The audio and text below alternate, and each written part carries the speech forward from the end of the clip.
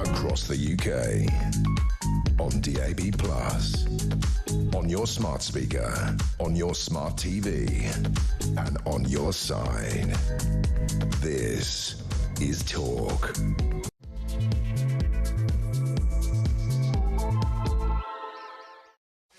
It's Friday, but we've got work to do. Good evening and welcome to the Political Asylum right here on Talk. I'm Kevin O'Sullivan and I'll be with you for 3 top-quality hours of news, views and topical debate. Get stuck in, get involved, get on the phone and call me on 0344 499 1000. That's 0344 499 1000. Or WhatsApp voice note me on the same number and I guarantee I'll play your message out. Can't say fairer than that. It's Friday, March the 21st. Here's what's coming up. And still they come. 289 migrants crossed the channel illegally on Wednesday. 341 more pitched up yesterday. That's 28,264 foreigners who have broken into Britain since conman Keir Starmer lied his way into Downing Street. The bill for this ongoing invasion under this brilliant Labour government, drum roll, it's £1,130,560,000. That's how much migrants have cost us since Keir Starmer took over. And what is two-tier doing about it? The square root of damn all. 0344 499 1000. In other news, Britain's humiliation amid the shambles of the Heathrow catastrophe. How did this happen? Why wasn't there proper backup power? And was the total shutdown of the world's busiest airport caused by Russian sabotage? If so, as self-styled military supremo Starmer looks tough on a nuclear sub and Defence Secretary John Healey declares the UK is prepared to fire our warheads at Russia, are they looking for World War III? Does Putin want all-out war? If he really is behind this sabotage, what's he playing at? He's trying to wind us up? What do you think? 0344 499 1000. Meanwhile, after Starmer's solemn promise that council tax would not go up, you just knew it would do just that. And it has, as local authorities charge their long-suffering residents more and more and more. How thrilled the people must be that their town hall chiefs are all earning hundreds of thousands of pounds a year. Have you ever been taken for a ride? 0344 499 1000. Plus, another snapshot of broken Britain as it is revealed that an astonishing 2.3 million desperate UK citizens have resorted to DIY dentistry and tried to pull their own teeth out with pliers. The NHS's dental service firing on all cylinders. People just can't get appointments. And I'm here to tell you, long-term viewers of this show will know that I've been through my dental troubles myself, and there is nothing more miserable than toothache. Serious toothache. It is misery incarnate, and people in desperation are pulling their teeth out with it because they can't get to see a dentist. Isn't that special? 0344 499 1,000,000. Plus, in another triumph for the bovine morons we call immigration judges, one of these left-wing idiots allowed an Iraqi asylum seeker reject to stay because he would be persecuted in his home country. Sadly, Mrs. Justice Halfwit confused Iraq with Iran and dismissed the deportation order on the basis of official guidance for the wrong country. I'd like to say that's unbelievable, but it isn't, is it? It's entirely believable. It's par for the bloody course. 0344 499 1000. What are we going to do about this sick comedy of errors? Seriously, let me know what you think. 0344 499 1000. All that and so much more. So don't go anywhere. Stick with me right here, right now on Talk. the home of free speech and common sense. Let's spend Friday night together, and always as of a Friday. My Friday friend is here. He is political strategist Pete Barnes. Welcome, Pete. Hi, Kev. How's it going? All right, well, we'll save our explosive argument to the last 2 minutes, like we do every week. Standard. We'll be the best of friends for the next 2 hours. Around about 2 minutes to 9, we'll go at each other, hammer and tongs. It's only because we're getting hungry and we want to go home. We want a drink. Actually, anybody got any scotch? I fancy a drink. Yeah, no, seriously. After today, Yeah, really. Well, look, we need to talk seriously about what happened at Heathrow. I mean, apart from anything else, we'll get to it in a second. But it's a humiliation for this country. It's making headlines all over the world. This is the busiest airport in the world. Everybody knows about Heathrow. In America, they're both shocked and amused. They're laughing at us. They can't quite believe that the world's busiest airport is going to be shut down. I believe they're actually finally beginning to get a few planes in the air now. But as of about an hour ago, we thought it was out of action until midday. But this is chaotic. And we should be doing better as a country. We'll discuss the details in a little while. And also we need to discuss, was this Russian sabotage? Some very serious experts, people we need to take seriously, say without a doubt it's got Putin's hands written all over it. So if so, what the hell is he playing at? Let's talk about that in a minute, though, because we do need to talk, I think, more importantly about the migrant crisis. Yes. Because that is with us every single day. Starmer doesn't like to talk about this these days. But I couldn't even tell you the last time he brought it up. I genuinely couldn't tell you. Yvette Cooper, does anybody remember who she is? The supposed Home Calamity Secretary? Cooper, the hopeless Home Secretary. So, yes, 289 foreigners crossed the Channel illegally on Wednesday. 341 pitched up yesterday. That takes the total for March. It's only the 21st of March, so we've got another 10 days to go. So this disastrous month, we've seen 2,966 migrants arrive. Best part of 3,000. The 2025 total tally since January the 1st, 5,022. And Keir Starmer, as I said in my monologue, has now presided over an astonishing 28,264 arrivals. Every foreigner that breaks into Britain costs taxpayers, us, you, me, everybody out there, all of you, £40,000 a year. That means that our new warmly welcomed guests for this month alone will set us back nearly £119 million. And the annual bill for these people since Starmer lied his way into power, as I said again in my monologue, it's hard to even say these figures. It is £1,130,560,000. Thanks very much, Keir. What a shambles. It's absolutely embarrassing, and I think it is bordering on criminal. But we'd be under no doubt that when we have the spring statement, I think next week, we talk about cutting back, and this is about Starmer, being all tough. It's not. It's because he needs the money to pay for this.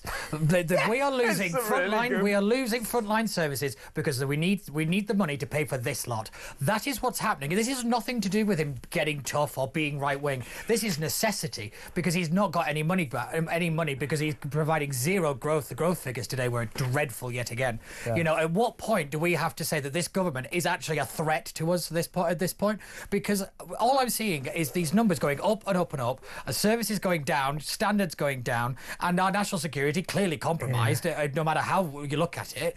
This is absolutely astonishing. Yet, somehow, I am not surprised. Yeah, this is the ongoing scandal that the government, Starmer and Cooper especially, try to keep under wraps, try to prevent us talking about, try to change the subject.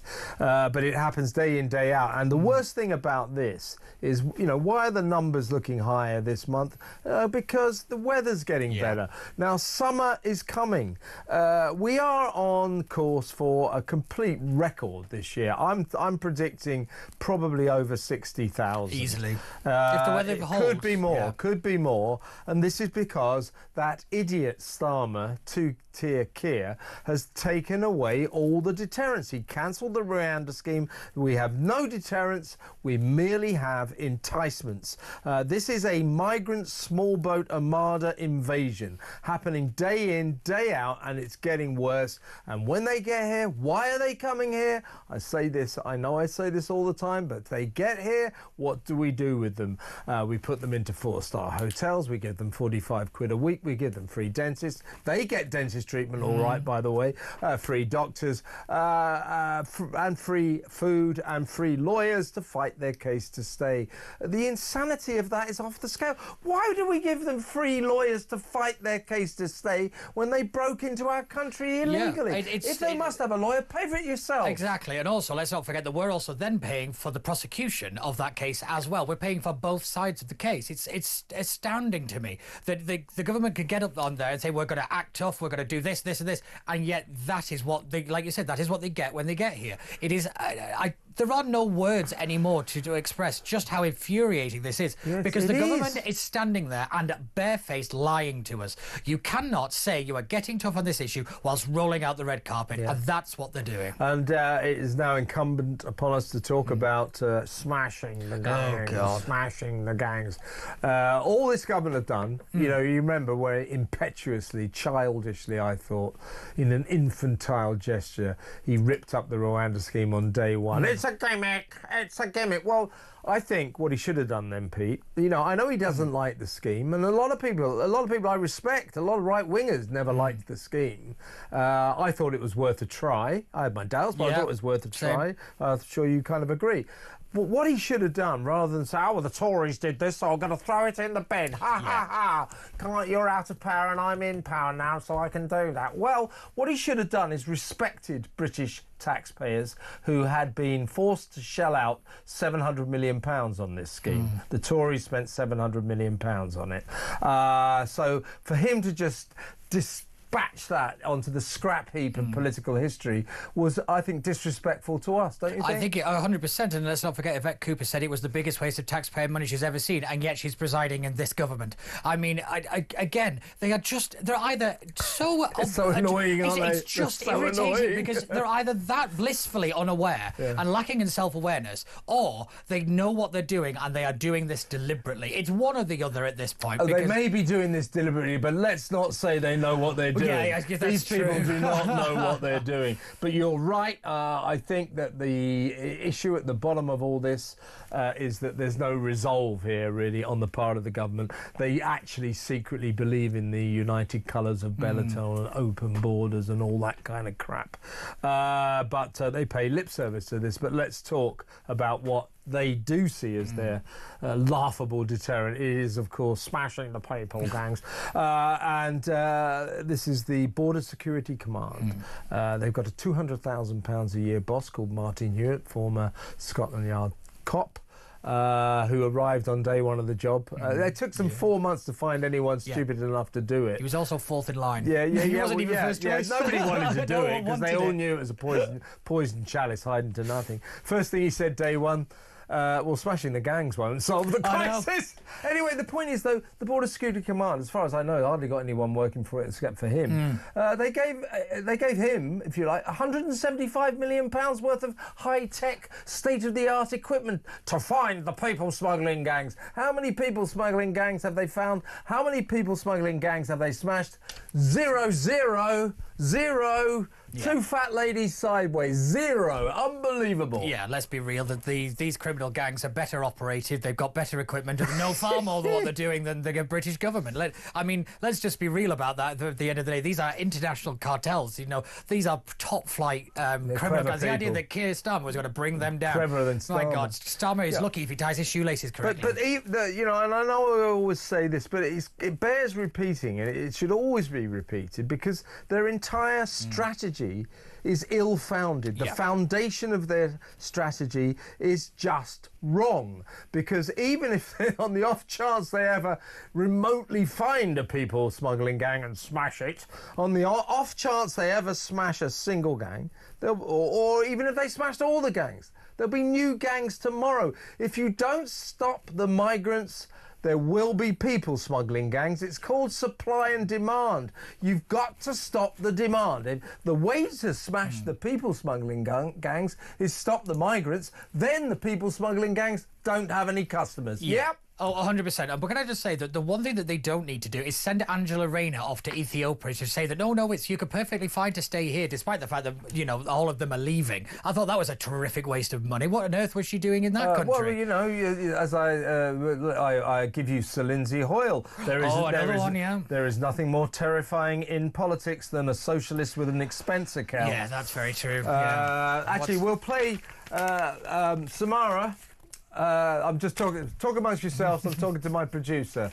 Can we let's find old Angela talking about her trip, annual Muslim Day or whatever it was. Lord. It's excruciating. We'll play that for you. And talk about political pandering. Yeah. Oh God. Yeah.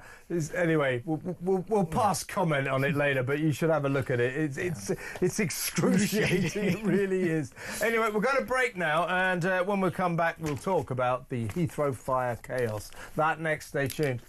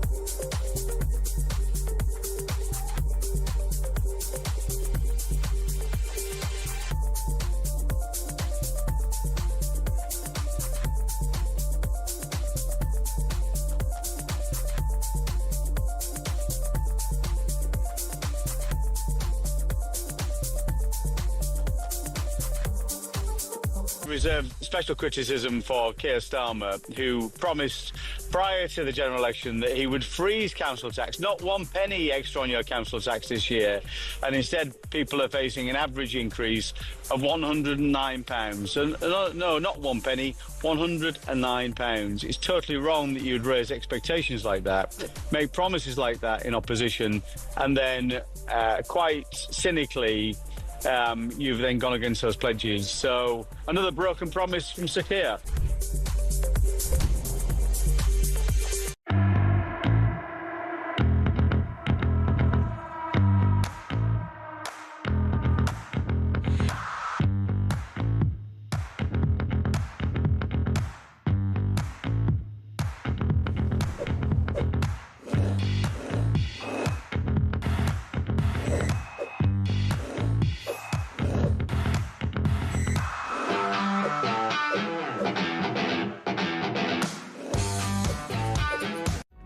Across the UK, on DAB+, on your smart speaker, on your smart TV, and on your side. This is Talk. Welcome back, Lau. Let's talk about Heathrow Airport. But before we do that, I did promise you, apropos of nothing, just because it's funny. Laughing at Labour. It's a new weekly feature, daily feature. Well, actually, every 5 minutes we laugh at Labour, don't we? But as Pete Barnes just said, for reasons best known to herself, the Housing Secretary, Deputy Prime Minister Angela Rayner, has just got back from some kind of trip to Ethiopia, the reason for which we just cannot work out. But we'll have a look at this and then we'll pass comment. And here she is, you know, paying tribute to our Muslim community. Take it away, Ange. Muslim Heritage Month is a great opportunity to recognise the immense contributions Muslims have made and continue to make to British society. I want to thank the Muslim Women's Network UK for leading on this important work. Muslims have been a part of Britain for centuries, from the early sailors and traders of Assam, Bengal and Yemen to the growing port cities communities of East London, Liverpool and South Shields in the early 20th century. Very much. But by the way, you know, Muslim Heritage Month, best of luck. Hope you all enjoy it. Muslims Women Network, that's a good thing because women really get a great break in Islam. They're really treated equally. Do you know, I'd have so much respect for her if she came out and started talking about the rights of women in, say, Afghanistan. You know, where the women's rights are being completely erased, and you know they're being, you know, subjugated worse than we've ever seen. But she's completely silent on that. Don't talk to me Funny, about isn't it? Yeah, don't talk to me about the Muslim Women's Network. But you know, that one of the, it's not, you know, nothing against Islam and all that, but they do not, you know, women are not treated as equal, and we in Britain find that kind of unacceptable, to be honest with you. But anyway, there she is. Oh, it's Muslim Heritage Month. Muslims. Translation. Please vote for me. Just coincidentally, Pete, her constituency of Ashton-under-Lyne, if she lost the Muslim vote, she would lose her seat. Yes, exactly. Do you think that's connected at all? Without a shadow of a doubt. Let's also not forget... I'm being ironic. Yes, but let's also not forget there was a picture of her at the last general election in an all-male meeting, and she's got to sit there and praise the Women's Network. Oh, please, spare me that. That video is an insult and is everything wrong with British politics in one video. It's pandering, pathetic nonsense. Yeah, well, Labour are absolutely terrified about the Muslim vote. 4 million Muslims in this country. I suspect that the next election, for technical reasons, Keir Starmer might end up being crushed. Because I suspect that despite what they're all saying, Reform and the Tories will come to some kind of arrangement. I mean, I kind of hope they do, or if it looks as if one of them can't win it. But anyway, the point is, Labour, craven Labour, are crawling up the Muslim community's backside because they need that vote. If he doesn't have the Muslim vote, old Starmer, at the next election, he loses. Oh, without a doubt. There's also the threat of the Muslim community organising amongst themselves and forming some kind of loose coalition to form their own political party. That's one of their other fears that nobody's talking about, given the Gaza MPs and all the rest of it. You know, that threat hasn't gone away. So the Labour's attitude, the government's attitude, and indeed the authorities' attitude to our Muslim friends is the epicenter of two-tier Britain. It really is. They're getting special treatment. They get more lenient treatment in court. You know, it gets worse and worse and worse. So your thoughts on that, please? 03444991000. Now let's talk about the Heathrow fire. What was it? A fire last night at this power plant.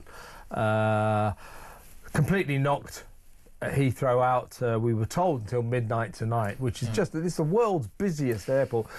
Fortunately, to be fair, they've got flights flying again, so they have partially opened it again, but the chaos will continue for days, if not more than a week at least. When you have so many flights cancelled, it takes them ages to catch up. The chaos for the passengers, it's been a nightmare for millions of people around the world. By the way, around the world, they're laughing at us. Americans are laughing at us. They're going, what the hell's going on in Britain? They haven't got backup generators. What about that? I mean, do we have backup generators? We're told that there are backup generators, and they did switch to backup generators, but they couldn't cope. And then there is this rumour, I'm not going to put it any stronger than that, while the main generator is fueled by good old-fashioned oil, and that's what went up like a ton of bricks. It really exploded. I think we've got some footage of it. We'll play that in a minute. Can we play the footage of the explosion, please? The fire. Can we get that? Yeah. It really went up. So that was out of action, and there's a rumour going around that when they switched to the backup generators, the reason they couldn't cope is they've been converted from efficient diesel but unenvironmentally friendly to inefficient biomass, which is environmentally friendly. So it could be a net. There it is. We're looking at it now. I think the chances with that, that is it's like a contributing factor. It's not the main. It's thing. It's a pure rumour. We just don't know. No. It's just some people. But I think what is much more than a rumour and much more. Does this warrant discussion? Is that, I mean, serious experts, military experts, including our own Colonel Simon Diggins, you know, who really does know what it is. A very serious man. He wouldn't say this lightly. He says that in his mind, there's no doubt that Russia is involved in this, that this was a Russian sabotage attack. Now, if that is true, Simon's not the only one. I've seen it throughout the days. If this is due to Russian sabotage, obviously it's an attack on the West because they know that Heathrow going down doesn't just affect Britain, it impacts the entire world, particularly the Western world. But if this is true, what the hell is Putin playing at, do you think? Well, the thing is, this isn't new. So again, the attack on critical infrastructure is basically straight out of the GRU, which is basically their version of MI6, kind of their playbook.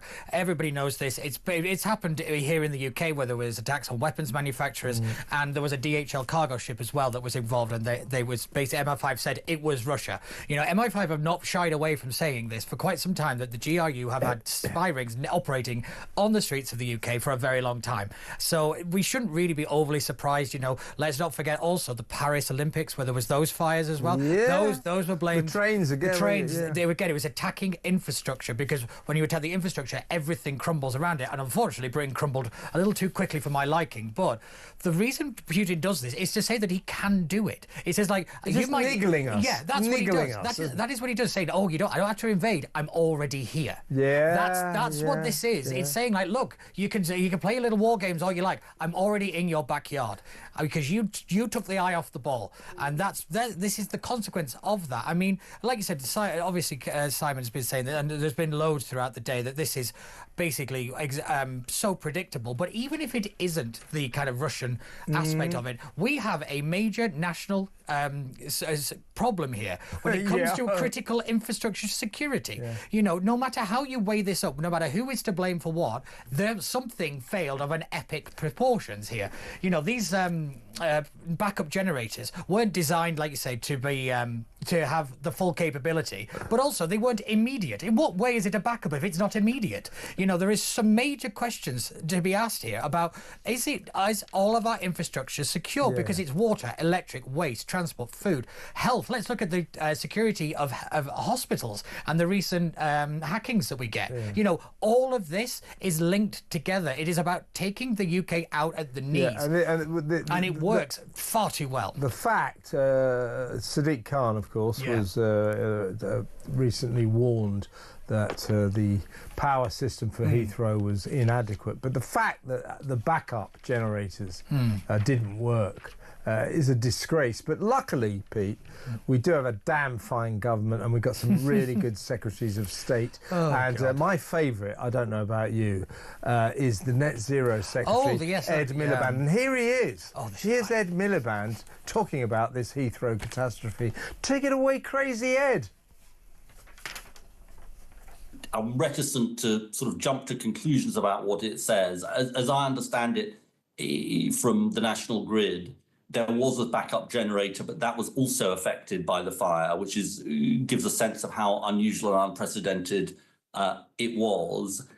There is a third backup, a second backup, if you like, which they are seeking to use to restore power. So, you know, there are backup mechanisms in place, but given the scale of this fire, the backup mechanisms also seem to have been affected. But obviously, with any incident like this, we will want to understand why it happened, and what, if any, lessons it has for our infrastructure. Yeah, lessons will be learned. Well, lessons will be learned. When politicians say lessons will be learned, what they mean is no lessons will be learnt whatsoever. But is he like? It's just like a comedy character. Yeah, if that was supposed to be comforting, not just to the UK, but like to the rest of the world, we're in real trouble. Because where is Heidi Alexander? Where was she most of the day? She's the Transport Secretary. And then also, I'd remind you, we have a guy called Mike Kearns, who is the Aviation Minister. You'd think he'd be a bit busy today. Not seen him at all. Most people can pick him out of a line. This is a real... And also, let's be real, this is a threat of a major terrorist incident by a state actor. Why is the Prime Minister not leading on this? Yeah. Where is the leadership here? You know, no matter what it is, and fair enough, there is the proper investigation must take place so we get all the facts. But he should have been out there first thing outside number 10 saying, this is what we know, this is what we're doing. That is called leadership, because not only does it calm the nation, it calms the rest of the world, because like you said, Heathrow is such a vital bit of the kind of global transport system, but it's also about investments, it's about the global economy, it's about stabilizing, and Britain just missed it today. It completely missed it today, and it is embarrassing. But like you say, well, as soon as they say lessons will be learned, we have they never learn lessons. We've got the Centre for Protection of National Infrastructure, which most people didn't know we had, and the National Cyber Security Centre. These are major organisations, but again, is anybody going to be held accountable? I highly doubt it. No one is. But they'll get a peerage. This is the public sector. No one gets held accountable. No one gets fired. And it's important to stress that the counter-terrorism unit is investigating this with a view to the possibility of a kind of terrorism sabotage. And if it is sabotage, most experts say almost certainly Russia, which, as I said at the outset, begs the question, what did Starmer, and I mean, admittedly this was before this happened, but what did Starmer and the Defence Secretary, John Healey, think they were doing, walking around on a nuclear sub, with Healey saying, you know, we won't hesitate to use these if Putin oversteps the mark? I mean, what are they playing at? Do they want war with Russia? It's a difficult one, because this is what the minute we're at the moment when it comes to the Ukraine and Russia situation is we're in a war of words. So it's all about images, it's about projecting strength. Now, Starmer doesn't exactly project strength, and most people can't pick John Healey out of a lineup. So there is a real problem that we have from the UK perspective of showing us that we're present on the world stage, because we have those two clowns running around. So so the idea of them being on it's the same as Margaret Thatcher in The Tank. You know, it's that image of a leader being a wartime prime minister, but I don't think it's worked very well. I mean, like, he sees himself as a military leader now, doesn't he? He's loving this. He's strutting around thinking that, you know, he's the next Napoleon, but honestly, it's embarrassing. It really is embarrassing. Yeah. And the coalition of the willing in terms of Ukraine, let me tell you, if push comes to shove and America completely pulls out, the coalition of the willing will become the coalition of the unwilling. And we don't even have any boots to put on the ground. Honestly, what are they talking about? Starmer is indicating that if necessary, you know, we will sort of go to war. He's talking about sending the RAF over Ukraine. That's not necessarily a bad idea. Well, it depends, doesn't it? This is a thing. Everything I think is a strategy. I think it's a pretty bad idea. I don't think we really want to escalate. We did it with Israel and Iran, well, didn't we? We don't really want to escalate our attrition with Putin. I don't think it's not particularly our war. To be honest, when we can't get our own house in order, it's probably not a good idea. Let's see if we can get the transport system working. Let's see if we can protect our own airports. Let's see if we can even seal our own borders. You know, Putin, you know, is laughing at us. Starmer, you know, if you can't even protect your own borders, why are you so worried about Ukraine's? What do you think, folks? 0344499 1000. When we come back, we're going to talk about, obviously, council taxes, how they're all going up.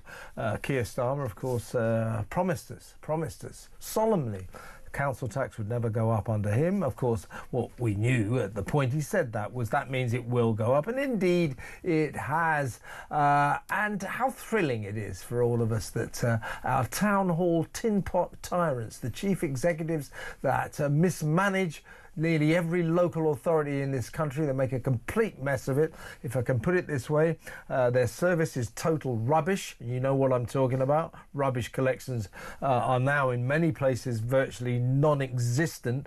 Birmingham, those poor people there, I mean, that is turning into a third world catastrophe, that city. Anyway, you'll be pleased to know that as we endure these pathetic, pothole-ridden, rubbish-strewn, rat-infested hell of living in our local authorities, the people who are running these basket cases, these boroughs, are earning hundreds and hundreds of thousands of pounds a year. Isn't that special? 0344 499 1000. I'll give you some of their salaries when we come back. Stay tuned.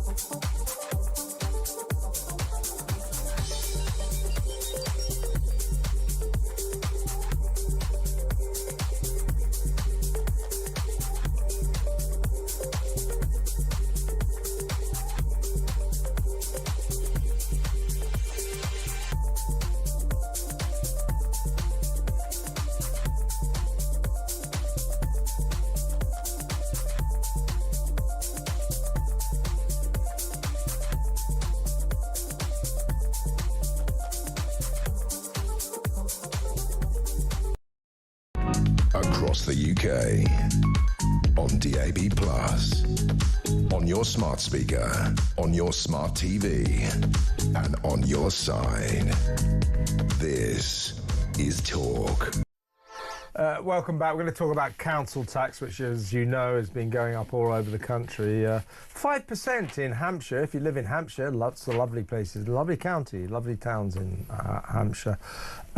Anyway, the boss of the Tin Pot Tyrant, who runs the town hall there, she's called Felicity Rowe, and guess what she earns every year? £651,158. It's just laughable, isn't it? But at least you can trust the government, as I keep saying. Take it away, Keir Starmer. I'm determined to put money back in the pockets of working people. And that's why a Labour government would freeze council tax this year. No ifs, no buts. Labour would freeze council tax next year. We're going to freeze council tax next year. You could rip up that council tax bill because you would not pay a penny more than you paid last year. Yes, you heard it right. Not a penny more on your council tax. None of those pledges in our manifesto requires increases in council tax. No, we're not planning to reform council tax. That is what we would do in government. What is he going to do? What a Labour government would do and announce an immediate freeze in council tax bills. We're often asked the question, when you criticise the government, what would you do? Well, we're saying what we would do. We would freeze council tax. Bunch of bloody liars, absolute liars. When I said earlier that Keir Starmer lied his way into number 10, conned his way into number 10. They all did. Now, today, people all over the country are reeling, you know, with these massive council tax rises that they were promised wouldn't happen. You got 5% rises. There was a 5% rise in Hampshire, where the chief executive earned £651,000, 158. Now, you know the story. There isn't a local authority in this country that doesn't have massive problems with potholes, doesn't have massive problems with rubbish collection. I mean, in Birmingham, admittedly, the refuse collectors, people we used to call dustmen, are on strike, you know, over various complaints. But even before that, their rubbish collection, I think, was down to once every 3 weeks. I think it was, yeah. And they're covered, that city's covered in rats. There are whole streets, I'm not kidding you, there are whole streets where the sacks of rubbish are neck deep. That's Birmingham, Britain's second city. So, and in Birmingham, of course, the chief executive there, Deborah Cadman, she's on a very nice £363,197 a year. In Guildford Borough Council, Guildford, you know, that's like a garden place down in the middle of Surrey. The managing director, unnamed, not surprised. Don't let anybody know who. How is that allowed? Anyway, £607,000 a year. Essex County Council chief executive Gavin Jones, £330,000. Greater London Authority chief executive Mary Hartley, £325,575. Manchester City Council Joanne Roney, £310,000. Leeds City chief executive Tom Reardon, £191,000. Sheffield, £190,000. Nottingham, £185,000. Liverpool, £180,000. But 600. How can it be? That what was that one that made me laugh? Guildford.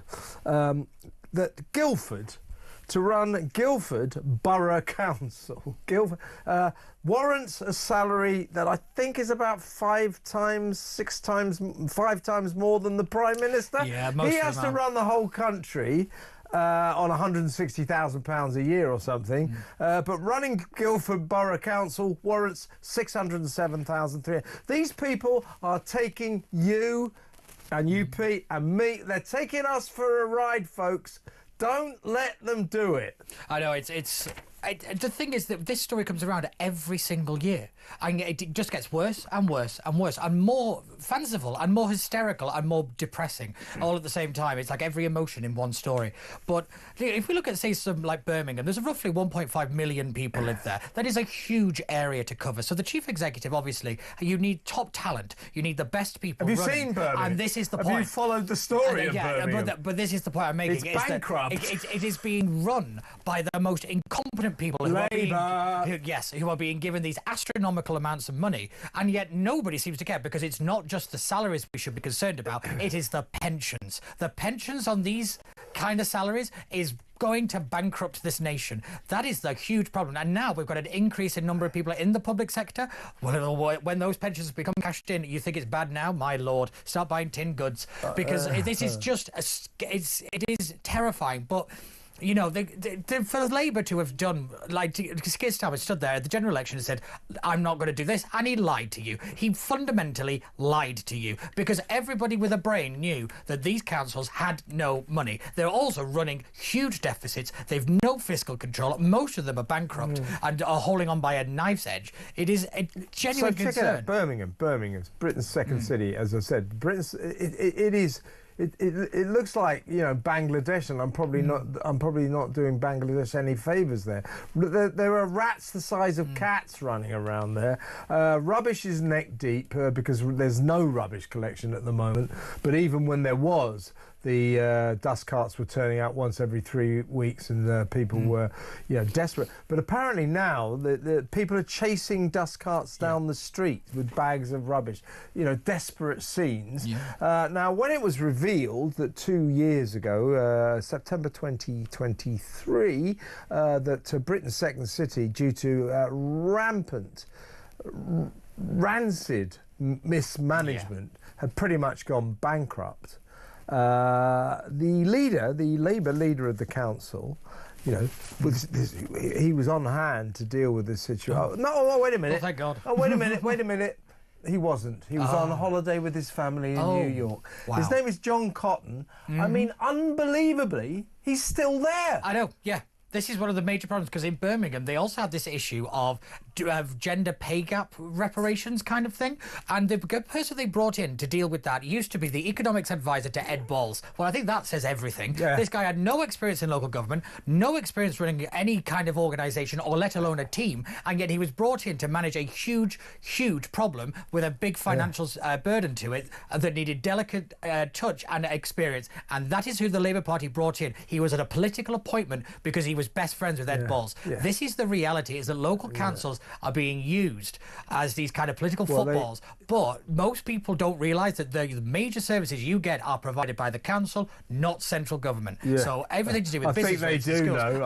I think we're starting to see that now. They do know, because they know that they don't really have any services. When John Cotton, when his council fell apart at the seams, literally basically went bankrupt, and that's why Birmingham has amongst the highest council tax in the country, because they've got to try and repay all their debts. When it was revealed that the council leader, John Cotton, was in New York celebrating his 50th birthday with his family, he imperiously announced he certainly wouldn't be returning until Monday, and his daughter was cornered about it, and she said, "Yeah, it's not a good look." Understatement of the year. But again, this is the point. It's the arrogance. It's that, well, it doesn't matter. You know, they don't care. They don't live in the places that are being absolutely run apart, because messing with bin collection, my God, this country would go to civil war over bin collection. Right. We live in high density populations, but then we've got an increased population as it is, let alone the small boats problem, we know, which are being dumped on local councils. Because this is the thing, in the King's speech, when the government came into power, they actually dumped a load of extra responsibilities onto local councils, but didn't give them any more money. So yet again, the budgets got stretched even further. There is a huge problem here. But what do we want local government to do? Because social care is the big one. We want them to do a proper job. I want you, the audience, the viewers and the listeners, give me a call. Do any of these people, while you're struggling to pay your soaring council tax, the council tax that Keir Starmer and his craven crew promised us would never go up, liars, do any of these people deserve £651,000 a year, 607,000, 363,000? Do they deserve this kind of salary? You know, this is obscene. It's grotesque. Let me know what you think. 0344 499 1000. Oh, got a toothache. Oh my God! Can you pass the pliers, please? Oh yeah. Next up, we are going to be talking. More than 2 million people unable to get dental appointments with the NHS or with anyone have resorted to pulling their own teeth out with pliers. It's more than 2 million people. This is Broken Britain in all its lack of glory. That next, stay tuned.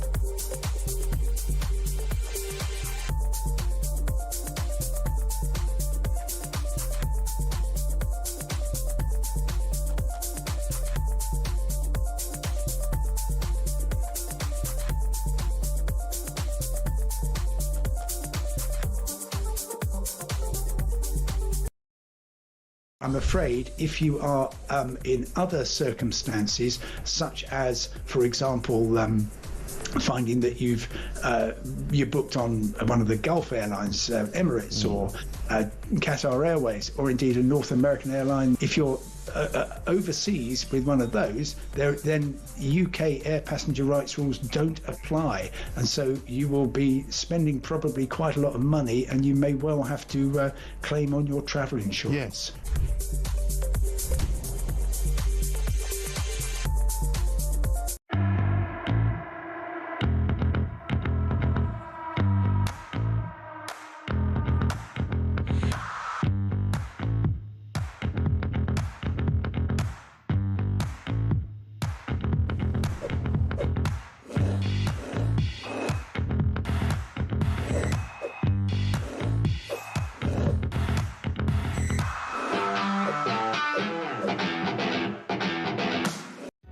Across the UK, on DAB+, on your smart speaker, on your smart TV, and on your side. This is Talk. Welcome back. Now, after the news, by the way, we're going to be joined by migration expert Robert Bates. We're going to thrash around the migrant crisis, these ludicrous tribunal judges, immigration tribunal judges, and all the surrounding issues. We need to talk about it. Something needs to be done. So Robert Bates will join us from 8 until 8:30. Interesting guy, knows his stuff. Before we get to that, though, let's talk about dental mayhem. We have estimated basically a quarter of Brits who can't get a dentist appointment, and 10 million can't get dental appointments, are resorting to DIY dentistry, trying to pull their own teeth out with pliers. Others, perhaps with a bit more money, are flying off for Turkey teeth treatment. They're going abroad to Turkey. If you want to get a cheaper deal, by the way, Pete, than Turkey, I don't know if you're planning any foreign dental treatment in the near future, but Turkey, they're very reasonable apparently, but cheaper. I'm not kidding you. Brits are flying to Ukraine. Really? They're flying to Ukraine for dental treatment. Wow. Well, doesn't that rather tell you everything? That people would rather go to a war zone than an NHS. It's easier to get into a war zone. I suppose, look, I'm fortunate enough not to have to resort to pliers, but I suppose if I was at the plier stage, I might kind of prioritise or prefer a trip to Ukraine than yanking. I've got a thing here from this is Gordon in Burnham on Sea. He said, I started to pull my own teeth out during COVID. In total, I pulled 11 teeth out. I managed to see a dentist to take out the remaining 5, and then I was left with no teeth at all. Oh, good Lord.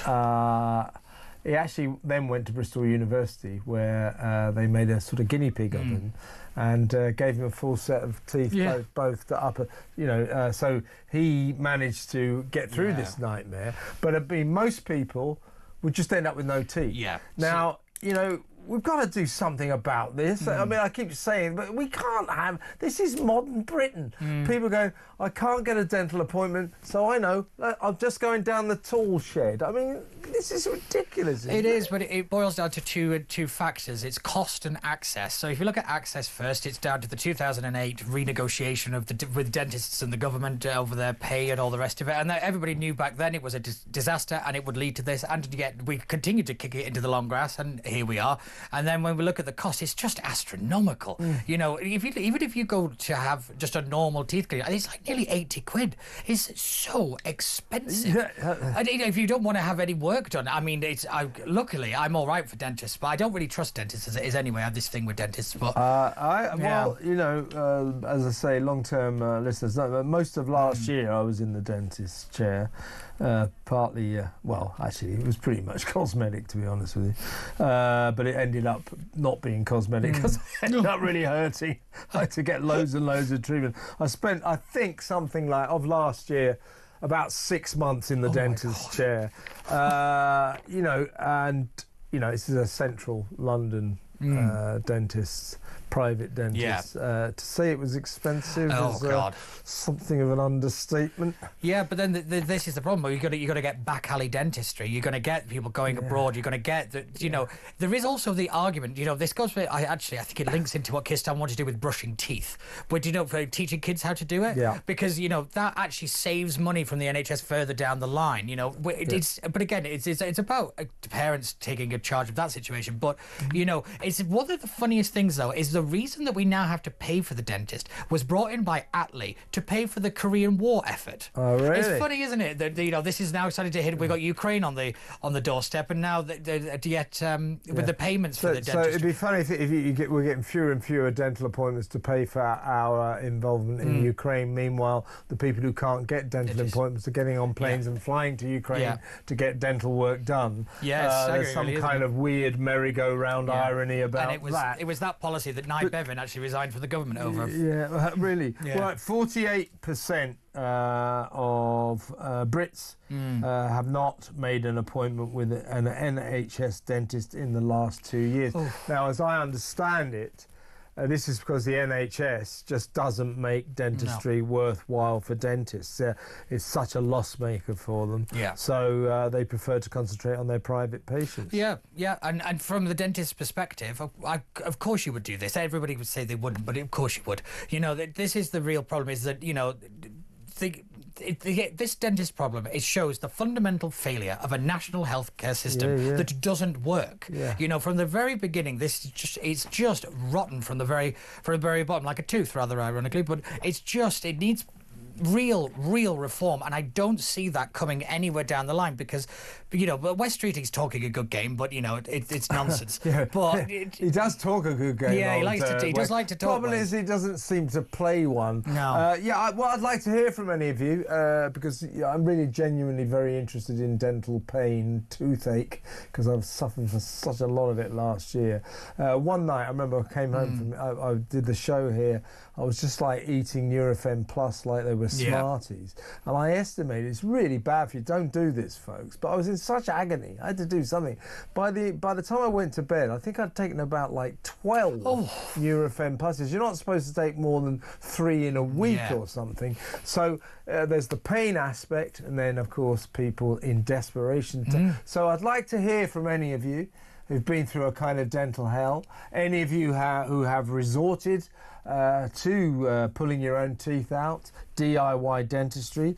Some people make their own dental false teeth with resin and Bob super Mortimer, the comedian, is very famous for doing this. Okay, well listen, let me know. Have you resorted to DIY dentistry, and why did you do it? Were you in such agony you just had to? What was it like? How do you feel about this? I just don't think this should be happening in modern Britain.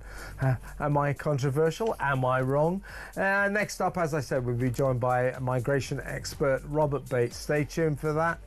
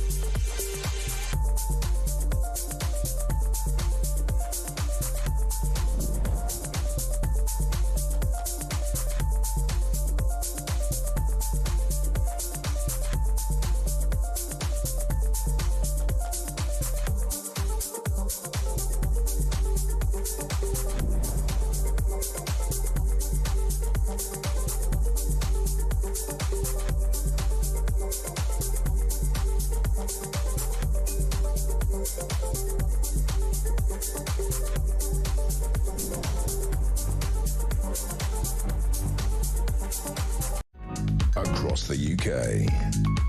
On DAB+, on your smart speaker, on your smart TV, and on your side. This is Talk.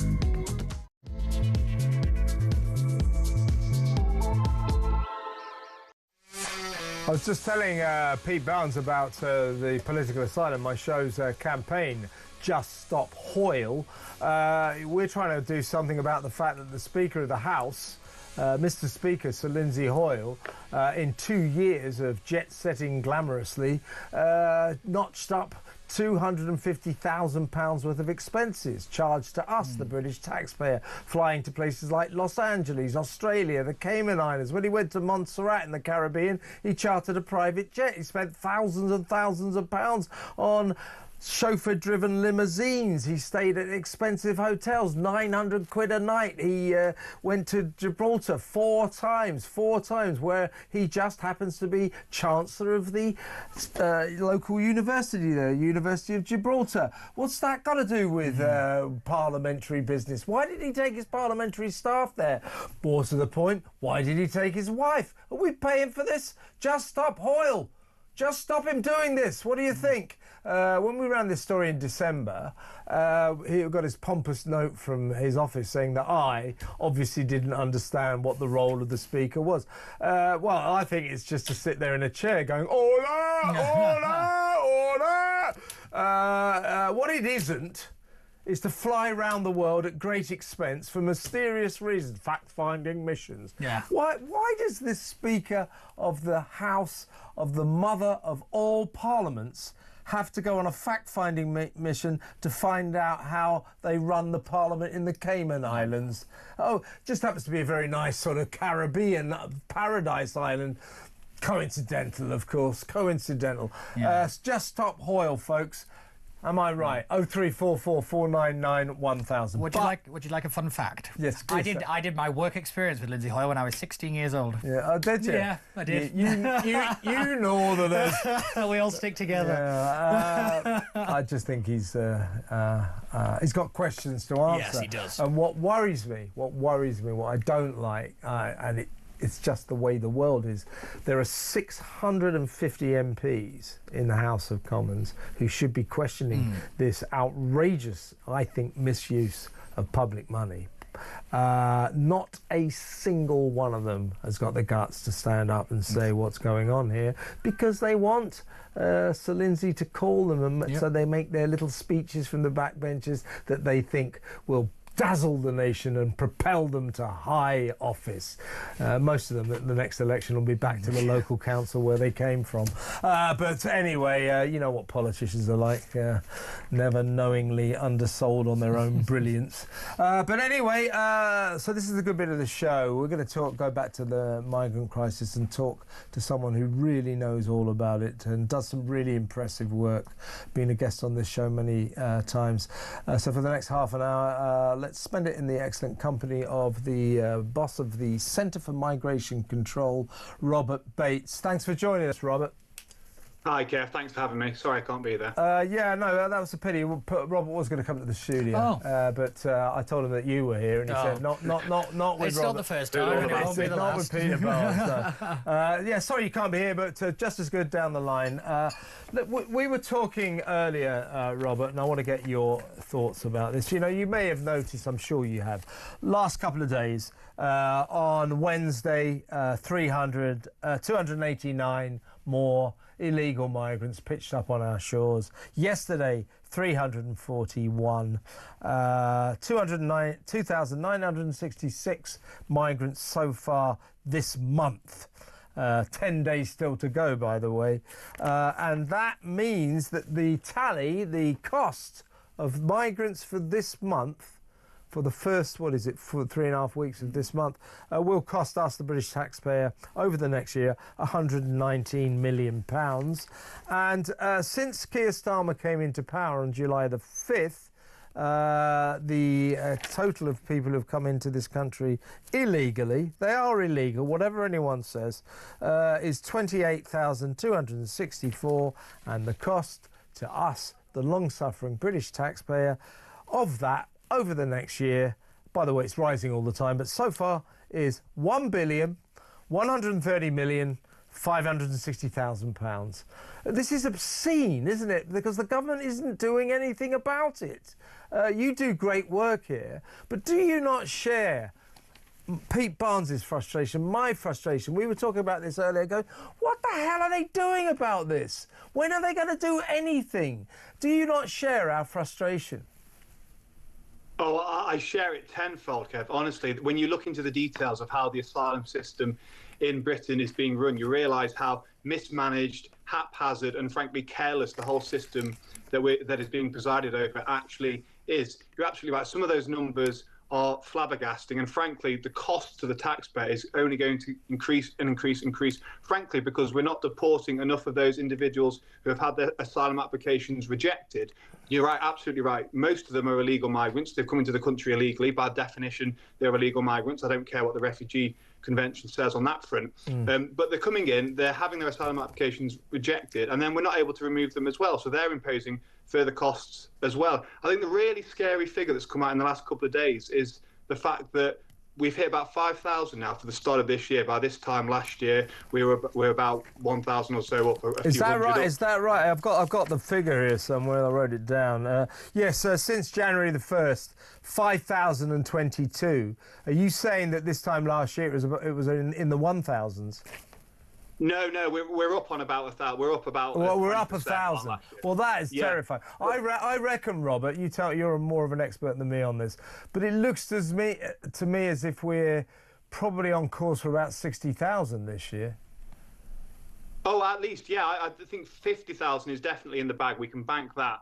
I would not be surprised if we hit 60,000. This is going to be the worst year yet for illegal migrants coming across the channel. And the worst bit is, whilst we were sort of commentating on the Conservatives presiding over this crisis, at least they were talking about a deterrent. At least they had the Rwanda plan, which was not perfect whilst we were in the ECHR, but at least they had identified that if you don't want people to come into the UK illegally, you have to make it extremely unpleasant for them and you have to deter them from doing so. The Labour Party don't have that. The Labour Party have actually shifted all the blame off of those breaking into the country and have put it onto the nebulous shoulders of these gangs that they're after smashing.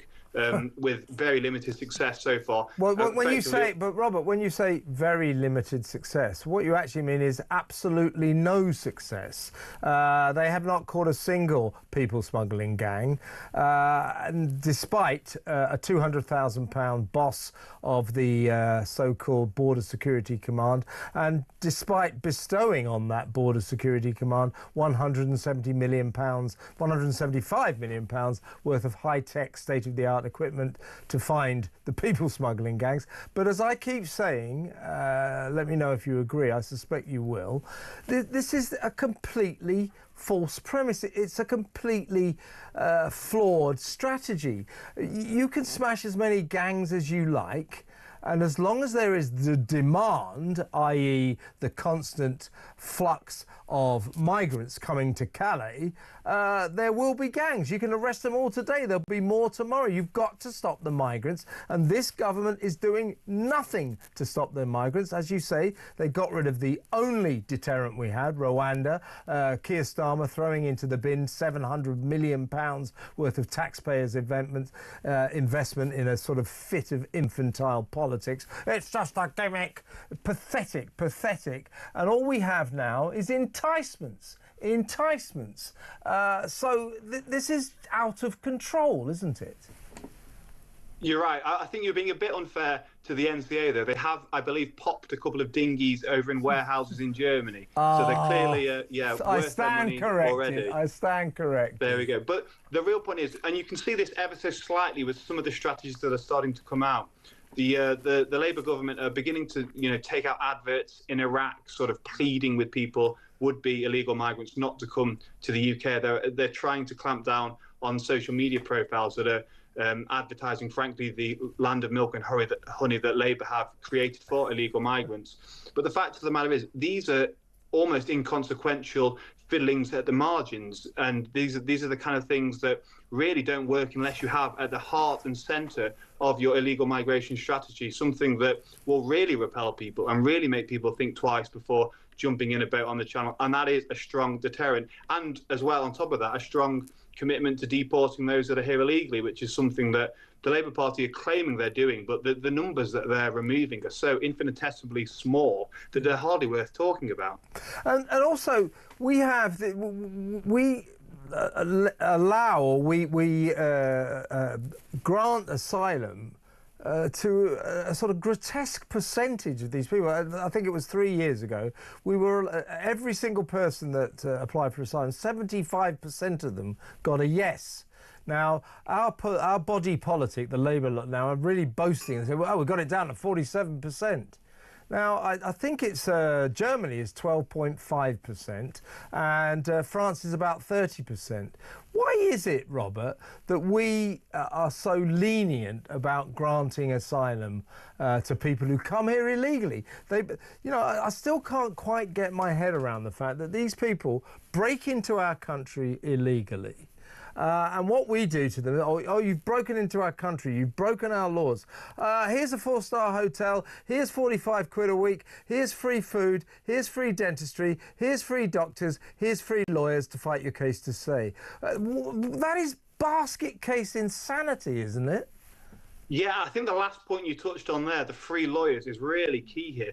We give these individuals absolute support in their asylum claims. We give them access to these lawyers where, the current government is talking about extending the amount of legal aid available to support these individuals in their cases as well. We grant asylum at an absolutely astronomically high level compared to Europe. And here's an interesting fact. The Home Office produced a report at the end of last year which found that by its own metrics, by its own standards, 50% of asylum cases that it were processing were actually at a subpar standard, so they weren't getting enough information to judge the validity of these people's claims, and therefore these individuals were almost just having their applications, no matter how spurious, rubber stamped and waved through. Unfortunately, the Labour Party, of course, have come in and said they're going to clear the asylum backlog. That was one of their key tenets of their general election campaign. As we all know, what that really means is let them all stay. Let them all stay. Yeah. Precisely. Speed up rubber stamping them, get the numbers down in the backlog, and you can claim that you're making progress. But unfortunately, that's not how it will actually work. It will pan out with these individuals becoming refugees, being settled in communities across the UK, and in very large numbers beginning to impose costs on the welfare state as well, signing on, because of course once they've got that legal status, they have recourse to public funds. They can start claiming benefits, more help with their housing and so forth as well. So the cost of them then gets hid within the overall ambit of the welfare bill, which is of course in the public eye at the moment, but no one is talking about the cost of migrants, legal and illegal, on the welfare bill. I think we're all being a bit hard on the Labour government because they have come up with a very hard-line measure to turn this whole crisis around. They're going to increase the money that immigration lawyers get from legal aid. They're going to give them more money. They think that somehow or other this will mean that fewer asylum seekers get to stay here. What on earth is that about, do you think, Robert?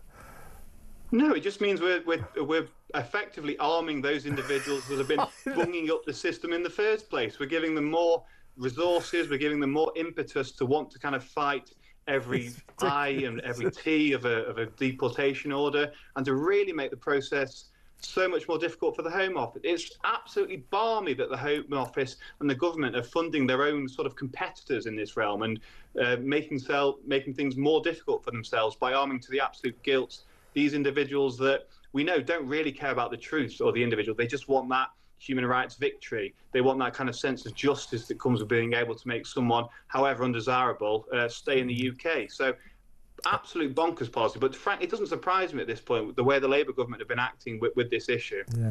Now, you're the Centre for Migration Control, doing great work, by the way, came up with this shocking statistic a couple of weeks ago, wasn't it? And this is what we're talking about. The problem with the migrant crisis, of course, it's not just illegal migrants. Don't forget, we've been letting in for many years now something like 1 million legal migrants every year.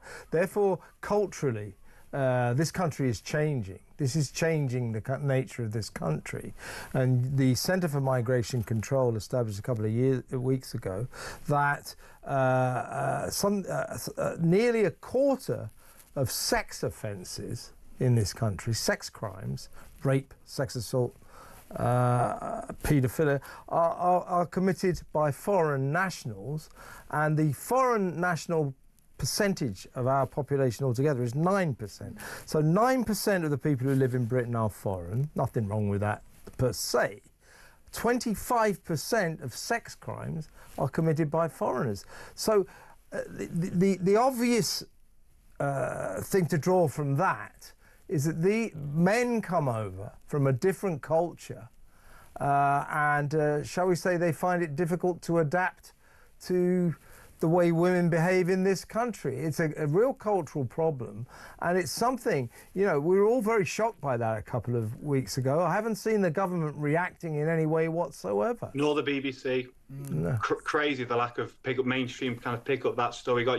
That's the kind of stuff that politicians should have been reacting to, and it was so frustrating seeing that effectively fall on deaf ears, because there are actual measures that the Home Office can be taking to improve the safety of Brits, especially women and girls. When you look at those figures, there's a very clear pattern with those nationalities that are more likely to be committing those crimes. But why are we still giving them visas? In the in the last year, we gave 50,000 odd visas to the top 25 nationalities with a bisexual offence conviction, between 22 and 4 times higher than the British average. This is the kind of craziness that is riddling our immigration system. And, you know, we can talk about whether we want mass migration or not, but the fact of the matter is that even if you want it, you should be at least something that is keeping us safe, and it should not be, you know, leading to huge numbers of visas being granted to individuals from those countries that are objectively, by fact, more likely to pose a risk to the British public. It's so insane. And what I think we're talking about here is that these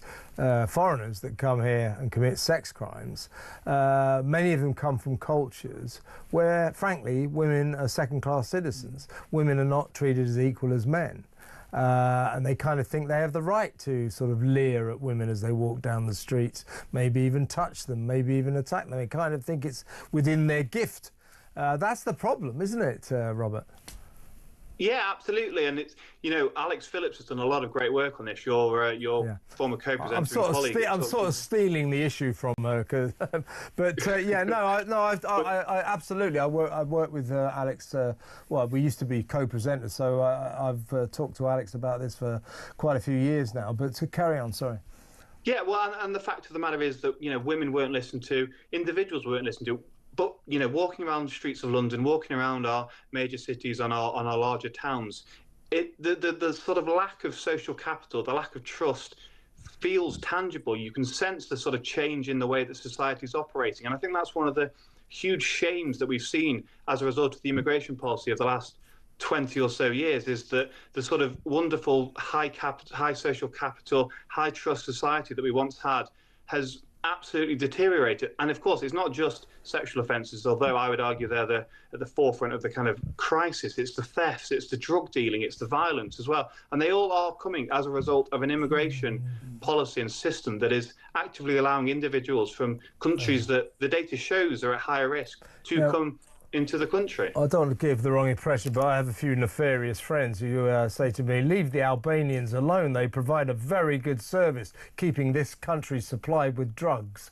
You know, I mean, seriously, I mean, it's the scale of Albanian drug dealing is off the scale. It's just extraordinary.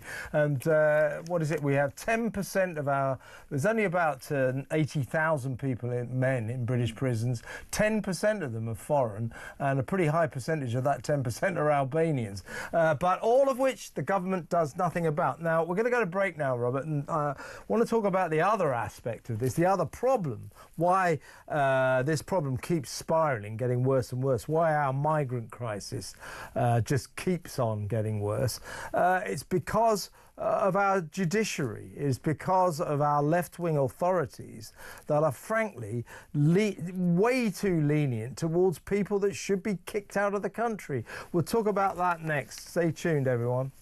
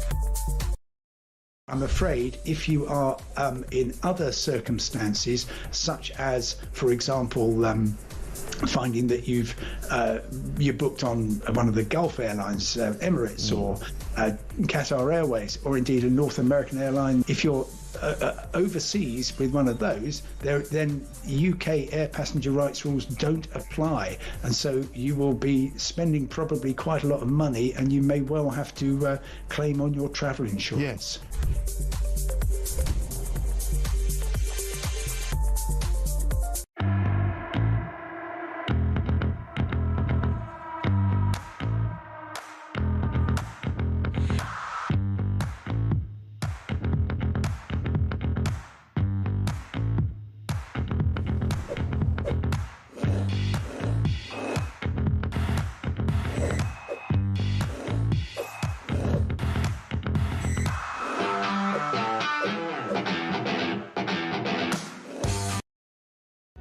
Across the UK, on DAB+, on your smart speaker, on your smart TV, and on your side.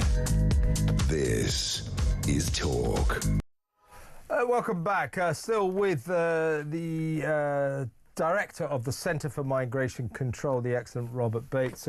Robert, as I was saying before the break, I think one of the problems here is when these various people, these ne'er-do-wells who should be deported out of the country, take their cases to immigration tribunals, invariably the judges turn out to be sort of Guardian readers who make ridiculous decisions like this paedophile who's just done 5 years in jail for sexually abusing 10 children cannot be sent back to his home country because, you know, in his home country they take a dim view of paedophiles and he'll be persecuted.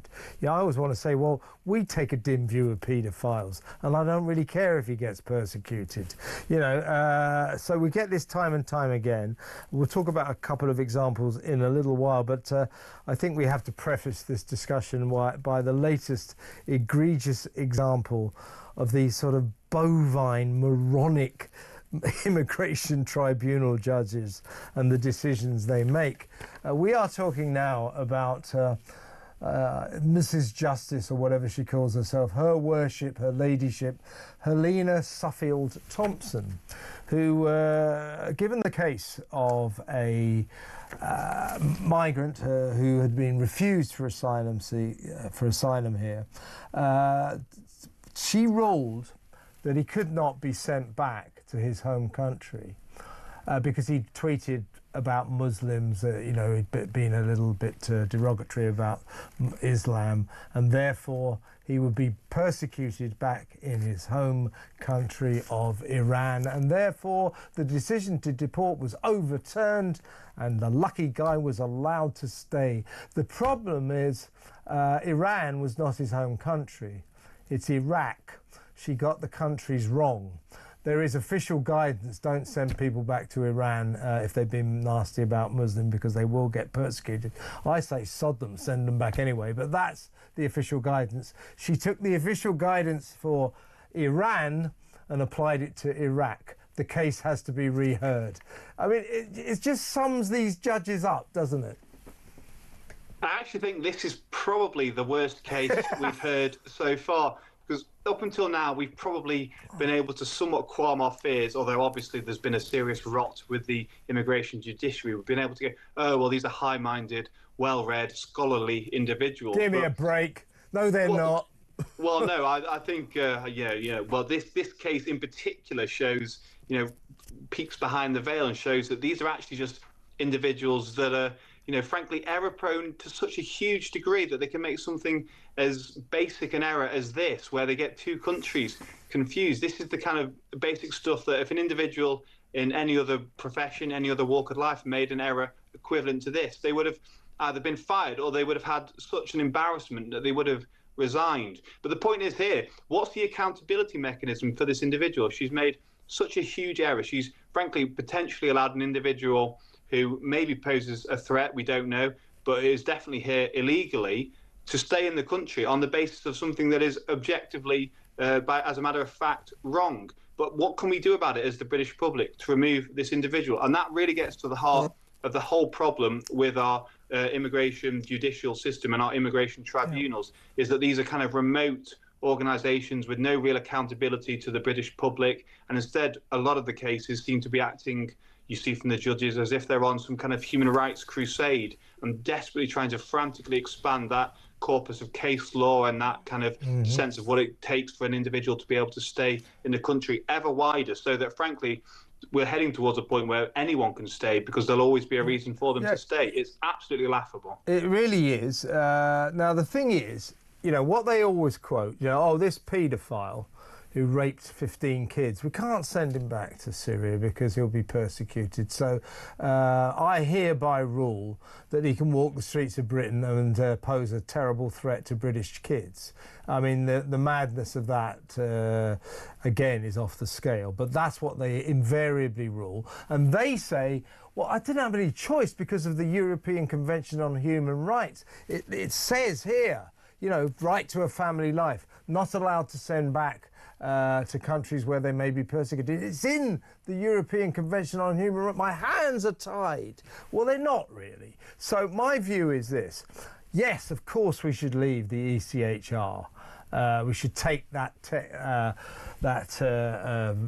resort away from judges. They shouldn't be able to quote that anymore. But yeah, let's leave the ECHR. But I'm not sure it would be quite the panacea we hope, quite the cure we hope. Because the problem with the ECHR is not necessarily the ECHR in itself, it's the way our tribunal, immigration judges, choose to interpret it. You could interpret the ECHR to say, no, we don't send paedophiles back, or we do send paedophiles back to their own country, but our judges, being all left-wing, our immigration judges, Guardian readers, they interpret it, oh, no, my hands are tied. So leave the ECHR definitely, but then we have the problem of the judges, and as you quite rightly say, the problem in this country, so old Helena Suffield Thompson, they're always called things like that, aren't they? Double-barreled. Yeah, exactly, old Helena double-barreled. We do not have in this country the mechanism even to reprimand judges, let alone punish them or sack them. We cannot even tell them off under British law. So it's ridiculous. So we need, I suggest an American system whereby we vote for them. So the British people, who should reign supreme, have the right to judge the judges. How do we judge the judges? We're not allowed to, and we have to change that. And just to reiterate or to re-emphasise the point I'm making about the calibre of these immigration judges, you'll remember about 3 weeks ago the egregious example of the immigration judge Hugo Norton-Taylor, who decided that a Gazan family of 6 Palestinians who applied to live here under laws created exclusively for Ukrainian war refugees. No one else except Ukraine. They said, oh, we'll have a bit of that. And he said, yes, I interpret it that you can come here. And by so doing, what he actually did was to lower the drawbridge for every single Palestinian. In theory, the moment he said that family could come and live in Britain, he effectively said all 2 million Palestinians could come and live here. And you think, wow, what a mad decision, what a lefty. And then we found out, to our shock and horror, his dad is a journalist for The Guardian who is obsessively anti-Israel and constantly posts on social media about how the Israelis are responsible for genocide. You see, this, how are we going to get a proper decision from somebody like Hugo Norton-Taylor, who clearly grew up in a manically left-wing household? We won't, and you just know he was so pleased with himself because he was after that precedent that could be used for subsequent cases to be used under the same appeal process. So you're absolutely right. Of course, a fundamental, the first step has to be leaving the ECHR. But I think most people now in the country recognise that it is causing us absolutely huge problems. It's an anachronistic document produced way before the modern age and no longer serving any purpose. But then we have a really difficult problem in this country compared to other European countries. You cited earlier in the show compared to the asylum grant rates that the UK has compared to other countries in Europe. And a large part of the reason for that is because, of course, Home Office caseworkers will know the sheer viscerality with which individuals in the tribunal system, those judges, will begin to question their decisions and will begin to challenge and look for reasons to overturn the Home Office decision. And that is something that is a peculiarly English and British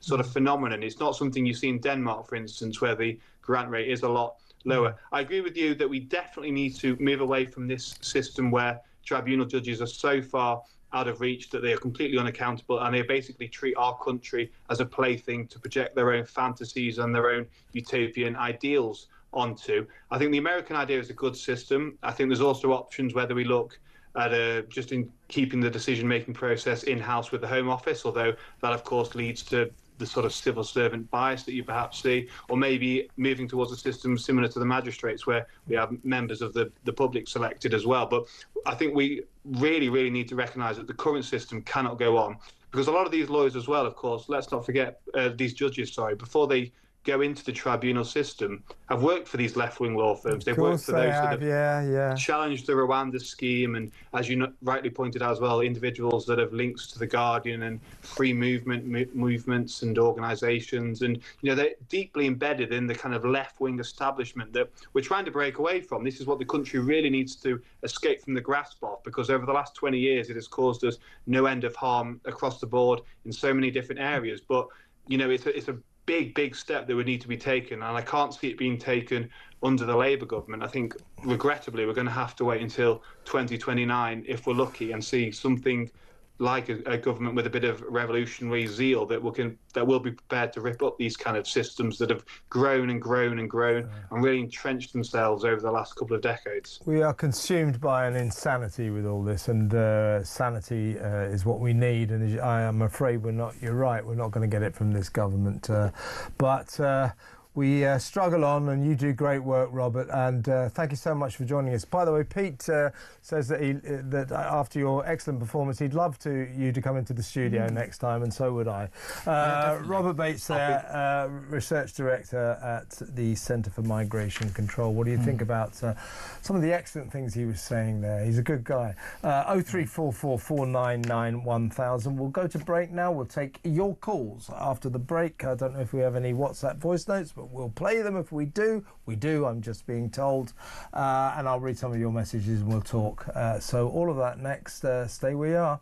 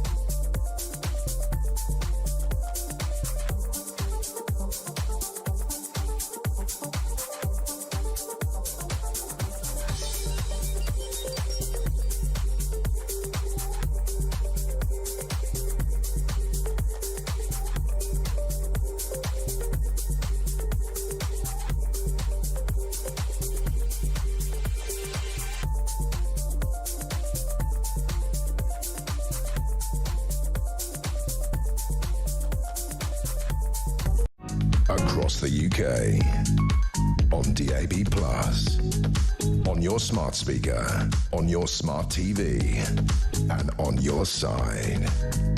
This is Talk. Welcome back. In a little while, I'll play you a clip from tonight's edition of my smash hit show, What Just Happened, my TV show. Very radio friendly. Comes on at 9 o'clock for an hour, and then tomorrow morning you can get it on YouTube and you can cherry pick to watch it whenever the hell you like.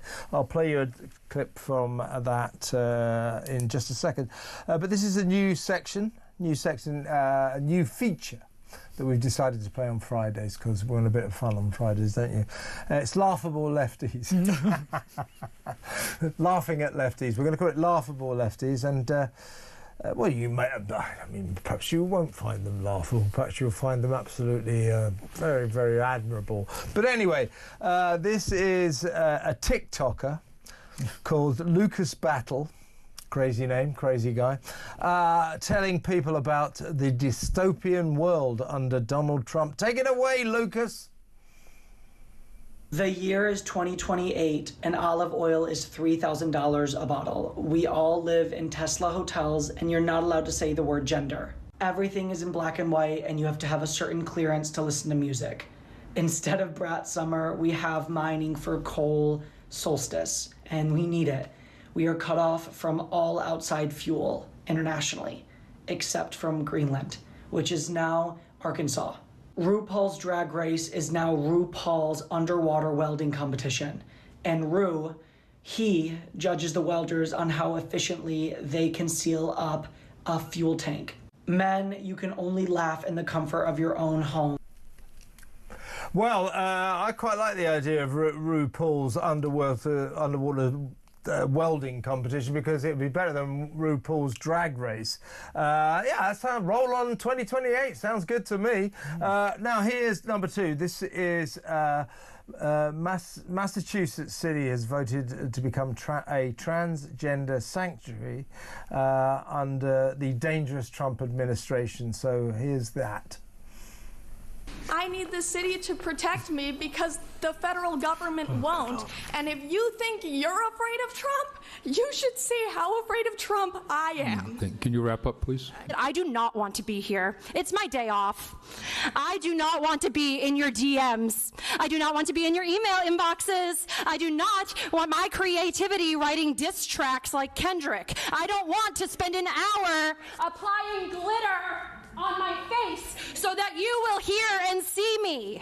I speak as someone who is always misgendered, like all the time.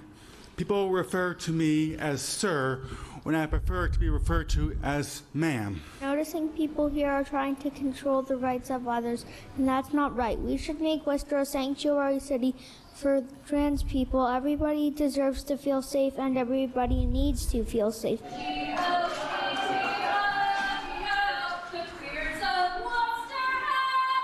Oh my gosh. People misgender me all the time. I'm a woman. I want to be referred. It's not surprising you get misgendered. You look like a wrestler. Yeah. Right. That was here. terrifying, let alone funny. And here is a male who was allowed to race in a girls' 400-metre varsity race. Check it out. All right, yeah, okay, I'm commentating now for those of you who are listening. Here comes the guy. Oh, my God. He's about like kind of 100 yards ahead of all the women. How ridiculous. This is a proper... you cannot see the women in this race, this track race, behind this bloke who's just won. You literally can't see them. They're so far behind. Hang on, one, two... There they go. The women have just crossed in the line. Yeah, I think it's a different day by the time. It's a different day. It's a different day. Laughable Lefties, folks. Talking of laughable or very, very funny and full of laughs. My show, What Just Happened, that comes up in about 20 minutes. As I say, it plays for an hour tonight. Radio friendly if you don't want to watch it on the telly. Good way of missing having to look at me. But here's a clip. Oh, look! Look! What? What happened there? Did you burn yourself? Just a little bit. Watch. Name Oh my God, I think my top's on fire. Name a time, Samara. 2017. 2020 and 17 seconds. Let's have a look. Yes, If you watch 17 it, look exactly. Oh, the look, time there it is 2020 and exactly 17 seconds. That's amazing. No, look. Are you serious? Oh what just happened? What just happened, indeed? Oh my God, that looks chaos. That is barrister, broadcaster and magician Andrew Eborn. It was a damn good trick. Did you see him go, ow, burnt himself, so it wasn't perfect. But the thing that sort of confused me was, so he says to Samara, the producer, the brilliant producer here, he says, name a time, any time. And he said, you've got 24 hours, you can name it. She goes, and then she goes, 2017. What's that? What is that? Why didn't you say 10 past 8, 20 past 8? 2017, that's not a time. Unbelievable. That's like one of those moments. Unbelievable. Oh my God, we got a lot of voice notes. Oh God. We better go to break, shall we? Take some calls? Yeah, let's go to break.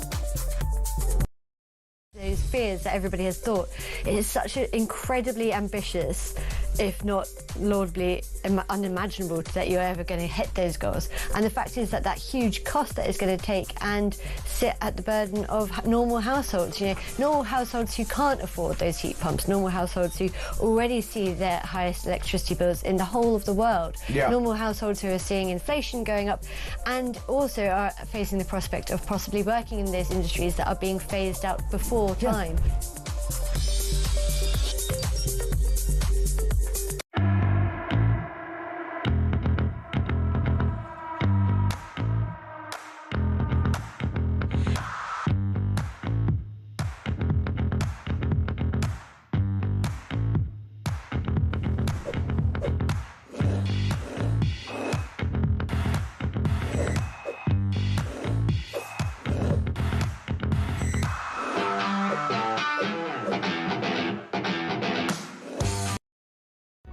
Across the UK, on DAB+, on your smart speaker, on your smart TV, and on your side. This is Talk. A couple of messages before we go to the phones. This is from Deborah in Lee. She says, I have advanced periodontitis and my teeth fall out on their own once the gum recedes. I now have partial denture, had 3 fillings changed to white, and the total I paid was £2,300 as this was not available on the NHS. That's the point. You can get dental treatment in this country. I'm here to tell you, quite easily, as long as you got the money and a lot of money. As Deborah says, my dentist must have been rubbing his hands together. Everybody in the office, Mike Graham always makes the joke that my dentist drives around in a Rolls Royce with a personal number plate. Kev 1. Yeah, bought by Kevin O'Sullivan. Honestly, I spent a lot of money on teeth last week. Yeah. Michelle says, stop the boats and stop the country looking like an absolute joke. I think she's talking about Heathrow there. We need to protect our country both internally and defensively in a more intelligent manner. Absolutely, Michelle. Well put. Quick voice note. Donna on Starmer and his visit to a submarine. Why doesn't Keir Starmer stay on one of those subs, beep, beep, beep, and go down with them? Yeah, take your point, Don. With you. Daz, again, on Starmer and his trip to the nuclear sub. I've got a mate, he's an engineer on HMS Vanguard, and he WhatsApped me, and he says when they heard that Starmer was there to greet him upon the return, they all pleaded with the captain to turn around and go back out for another 6 months. But alas, to no avail. Poor lads. 6 months at sea, 3 months without even seeing sunlight. And they got old Lego head 2 tier waiting there to greet them. You've done a fantastic job. Give me strength. That was a good Starmer from old Daz. Brilliant, Daz. Brilliant. Absolutely. Nothing more. Do you know what's interesting is that Keir Starmer will have had to write the letters that go to the captains of the submarines. Do you know, in the case of Britain Falls, he will have had to have written those letters. Imagine how dull they must be. They're supposed to be quite an inspiring and sombre kind of letter. It's quite a very important thing for the Prime Minister to do. Can you just imagine whatever Keir Starmer wrote? Yeah, well, it seems like he's writing, let him have it. I know, it seems to be. Right, let's quickly go to the phones. Let's talk to Craig in York. Hi, Craig. Hiya, Kev. So my wife is here on a spousal visa, and we've got 4 kids. And part of the visa is that, so basically I pay 12.5 grand every 2.5 years, and it's going to cost me 36 grand or 37,000. And part of the visa is that my children are entitled to free dentistry before they are 18. I pay for this, and I cannot get onto dentistry at all. And I have to pay privately for my kids. Now, when I've questioned it and said, well, what's going to happen, or do I send you the bill then? Can I send you the bill for the private thing? Just gets completely ignored. And I'll say, but we've actually entered into a contract because I'm here, so I'm getting whacked. And by the way, my wife is a social worker, and she's got a master's degree, so it's not as though she's a mug. She's working and she's paying tax. So we're getting double whammied, and yet, you know, I wanted, like, why do we have to pay, first of all, the spousal visas, and we're paying for stuff that we just don't get as well, and we entered into a contract, and we're just not getting nothing. Well, you know, you're on the fringes of the NHS, aren't you, where nothing makes any sense, Craig. And when it comes to teeth, you know, I'm here to tell you, it's just a sort of a crapshoot. You never know what's going to happen, how much it's going to cost. I mean, you know, you go for some treatment and you then treatment at £3,500. It's like you only did one tooth. It's unbelievable. Listen, Craig, I've got to move on, but I'm sorry about your situation, but I'm afraid, you know, welcome to the NHS. It is the way it is. Good luck with it, though. Thank you for calling. Let's go to Paul in Crawley. Hi, Paul. You want to talk about the Heathrow disaster? Hello, Kev. I'd like to say, first of all, about your previous 2 resident people that you had, Peter and Robert. Brilliant stuff they contributed. Well, Peter's still here. I'm still here. Thank you, Paul. Hello, Peter. Hi. He's just preening himself. Well, thank you. I don't get mentioned often. Anyway, thank you for that, Paul. I agree with you. They're both great guests. No problem.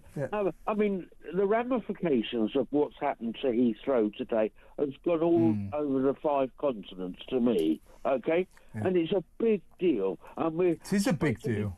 I mean, we're supposed to be talking, or Rachel says, she's supposed to be talking about growth and all this. What what faith is just doing.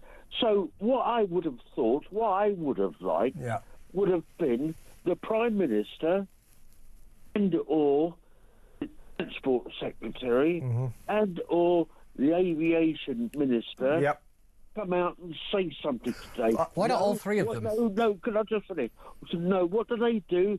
They chuck bloody Ed Miliband out. Yeah, he was the first one. I mean, I've just spotted the lesser spotted Heidi Alexander. She did actually finally I think she did rear her head above the parapet. But you're quite right, Paul. It took far too long. The government today have been shambolic on this. As Pete said earlier, we needed leadership. We got Keir Starmer and the gang. Another mess. I don't think Keir's been on telly at all about it. He should have been, actually. I think he did one. Okay, my mistake then. But I mean, that was for like a He should have been all over this. Yes, he should have been. He should have been a lectern outside number 10. Yeah. And they got Miliband, who is... an idiot. What is he? Minister for... Net Zero. Net Zero Secretary. No, GB Non-Energy. Well, he's not minister for that.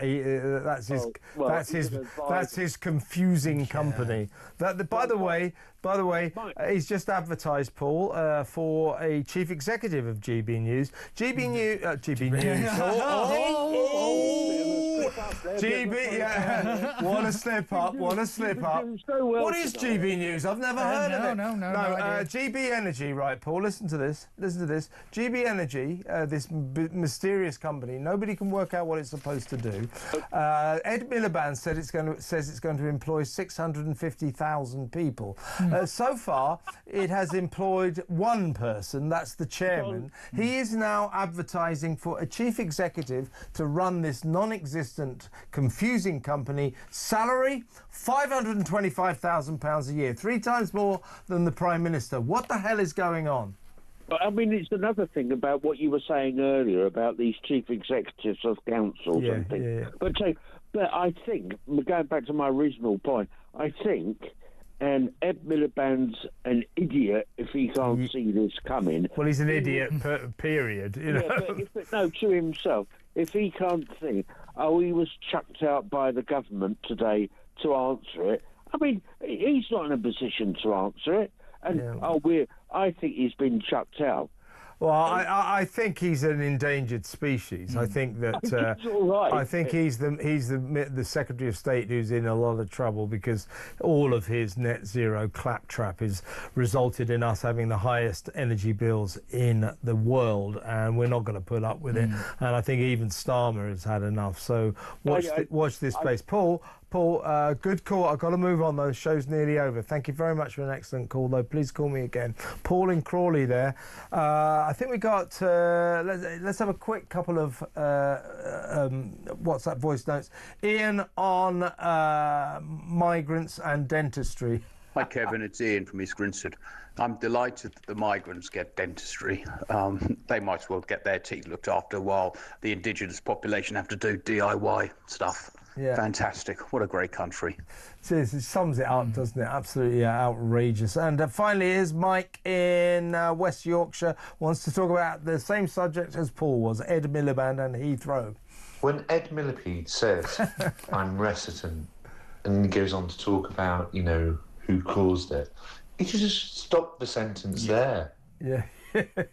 Agreed, Mike. Now, I always promise to play all the WhatsApp voice notes out, and there will be about 4 people who will be saying, well, you didn't keep your promise tonight, and they're right, and I really do apologise. It's just that we're a 2-hour show.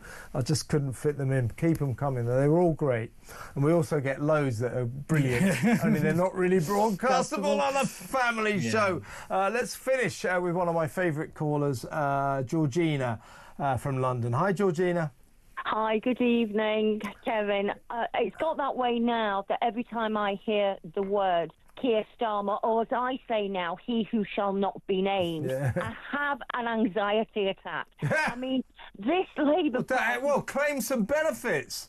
Honest to God. Well, I wouldn't get them because it's going to the migrants. The Labour Party based its whole political campaign on 2 things, growth and truth.